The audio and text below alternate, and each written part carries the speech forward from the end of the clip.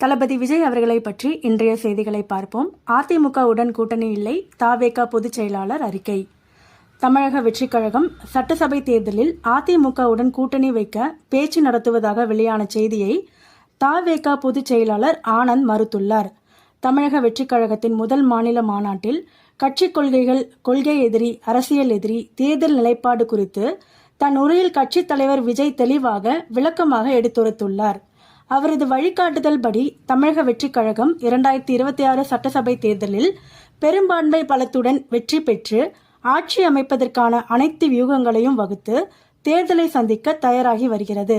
அதற்கு ஒட்டுமொத்த தமிழக மக்களின் ஆதரவையும் பெற்று வருகிறது என ஆனந்த் கூறியுள்ளார். அந்த எழுச்சியை மடைமாற்றம் செய்யும் நோக்கத்தோடு அதிமுகவுடன் தமிழக வெற்றிக் கழகம் கூட்டணி என பிரதான தமிழ் நாளிதழ் செய்தி வெளியிட்டுள்ளது. இந்த செய்தி தவறானது என்று அவர் மறுத்துள்ளார். அரசியல்